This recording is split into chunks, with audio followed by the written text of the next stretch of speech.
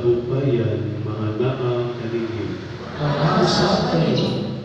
Ngayong suon, ang hinusog kita sa atong mga sala, aron maandam alang sa pagsaulo sa santos na misa. Nagakumpisan ako sa Diyos na nakagawa sa siya. O kaninyo mga igsoon, kay nakalapas sa mga kulyagan, sa mga bulan sa bulong sa buhay, kung sa wala na buhat sa kayang buhaton, kaya akong nagpagsala. Busa ang amoyang sa Maria Pangagulay, sa tanan ng mga hilong mga santos, o kaninyo mga igsoon, aron ninyo akong iampo sa Ginoo ang Diyos. Kaluyan unta kita sa Diyos, nga makagahom sa tanan, pasayuon sa mga sala, dadun unta kita niya, ngadto sa kinabuhi dayon. Amen.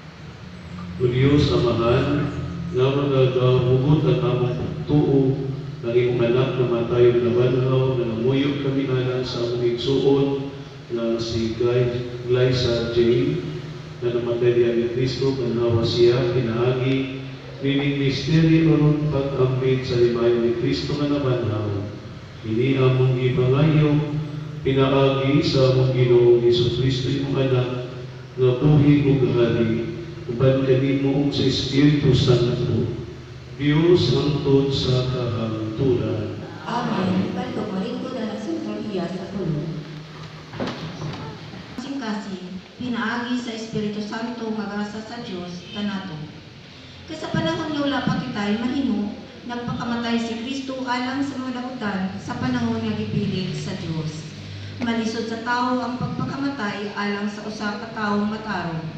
Tingali adunay magpakamatay alang sa usa ka maayong tao. Apan gipakita sa Dios kanato ang gidakon sa iyang paghigugma kanato kaysa makasasala pa kita, nagpakamatay si Kristo alang kanato. Pinaagi sa iyang kamatayon, kita karon gihimong matarong sa Dios ug busa labi pa kayong luwason kita niya karon gikan sa kasuko sa Dios. Apan gihimo kita niya nga iyang mga higala pinaagi sa kamatayon sa iyang anak. Ug karon nga kita mga higala na sa Dios, labi pang luwason kita niya pinaagi sa kinabuhi ni Kristo. Apan dili lang kay Kanada, nagmalipayon kita diha sa Dios, pinaagi sa atong Ginoong Hesukristo nga nagpasikuli kanato ngadto sa Dios. Ang pulong sa Ginoo.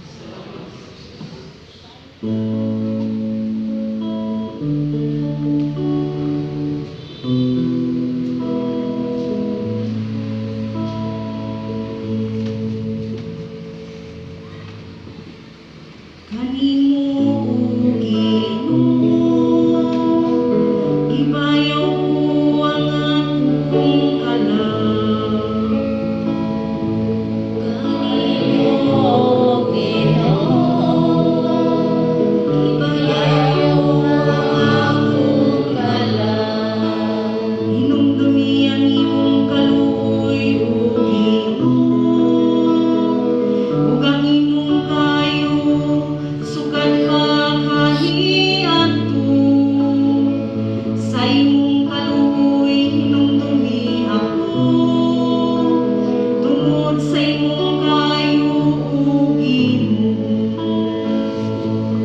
Kaninyong Ginoo, gibayaw mo ang akong kalan. upay ang mga katul sa akong kasing-kasing ug palingkawasako sa akong mga kasakit. Tapusang akong kayuog ang akong pag-antos ug wagtang ang tanan kong mga sala. Kaninyong Ginoo, gibayaw mo ang akong kalan. Ang binya nga akong kinabuhi ug luwas sa ako, ayaw itugod nga kaulawan ako. Kay nagadamog man ako kanimo, magamping unta ka nako. Ang kabuutan ug katarong, kay nagapagod man ako kanimo o Kaninyong Ginoo, gibayaw ko ang akong kalan. Paligo maninong nagdanan.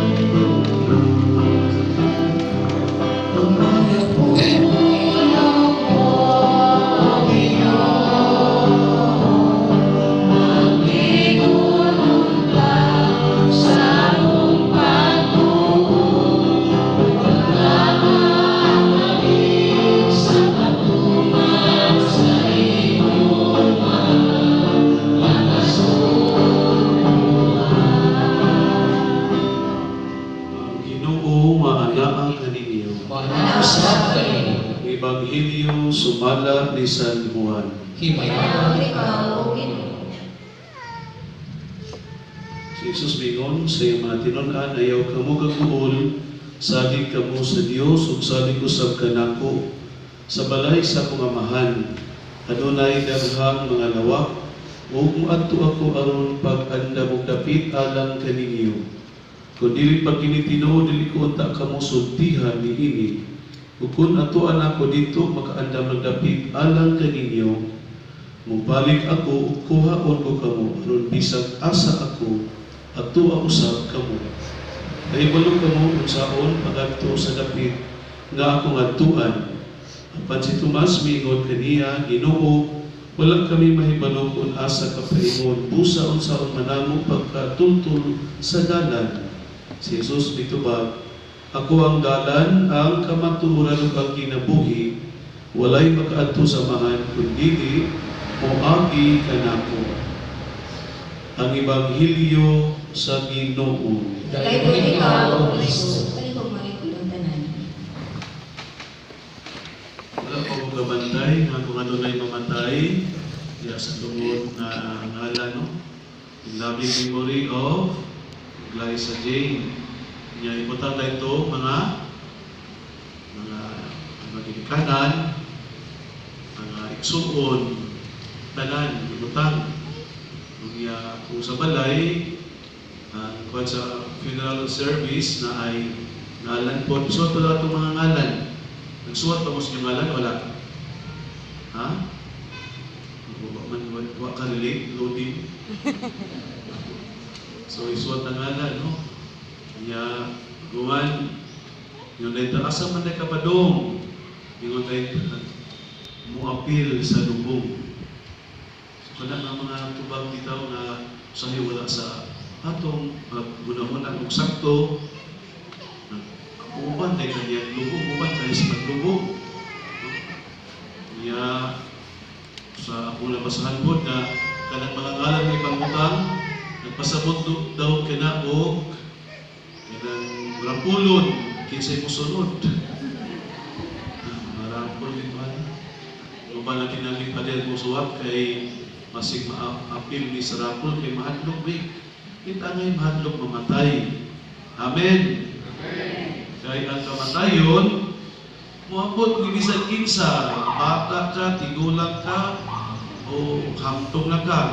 Sa sitwasyon ni Glyza Jane, pila yung edad? Bata pa kaayo, pero nakasa iyaha ang sitwasyon na diin, magpabukas atong mata nga, di ta mahadlok mamatay. Tingnan yung tabat, ayaw ka hadlok mamatay. Sige na, hadlok na. Sa nagkamatayon, nag-drive ka pa ng litan, sa pag-drive di mo, namang mag-ampi ka na mag-drive, kung yun na ba imong nakubang tao ka nag-drive, imong mag-ampi mag-drive, mabanggaan. Matay ka. Kapag galing, lakaw lang, maglakaw, maiko sa bato, matay. Nag-ignay ka nga, di ka wakaon ng mga tambo, o di ka wakaon ng... Pero kusog magkamanarang. Matay ka magbalo. So, dili ta angay mahadlok nga mamatay. Ay ang Ginoo ganin nato mismo niagi man sa kamatayon. Kunya ang kamatayon mao man ang bakbak aron kita luyo sa kamatayon makasinati og kinabuhing dayon. Una nga si kinsa nga dili mamatay, dili makasinati sa kabanhawan, nagipakita og ehemplo ni Kristo sa iyang kinabuhi. Niya dinhi sa atong ebanghelyo makadasig kay dili na day kita mangita og mga lawak kay ang Ginoo mismo nag-andam nagdapit alang kanato. So kada usa natong tanan nga dinhi maski girapol pa nanatay atuan, nanatay lawak. So anong mag-uulman mo na namalay tay lawak? Ang atong kagunan kung wakta ka ang dami og lawak o ta ang dami og padulngan. Pero kanang padulngan atong atuan kinahanglan og nay mga requisitos, mga kinahanglan buhaton. Sa atong ebanghelyo ang giingon makigsuod kang Kristo kay siya ang dalan ka matuoran. Giilog man ni karot ni Apollo Kibuloy. Kaya sa Apollo Kibuloy, ningon naman siya ako ang dalan. Nagbangit ano, ako'y taniyas kalibutan. Igabaan si Apollo Kibuloy, nakalabak, milabak pa. Nakadagan kay mangilog man. So kung muduol kang Kibuloy, ang imong padulngan, nabay Kibuloy diri, sa ilo ako ha, pinulog ko, among Kibuloy, matigit, buang-buang nakita kung tuwag itang Kibuloy. Ilog na aning giingon ako ang dalan. Si Kristo gyud ato duulan. Amen. Dili ang pari ingon lang siya tultol magdasig pero sa among pagkapari sa among mga kahuyangon pagkamot na maginutan pero dili maoy hinungdan na maka-adto ta sa lawak ng iandam ni Kristo. Instrumento lang kami ang ulan din nato si Kristo. Ang pari na nagmisa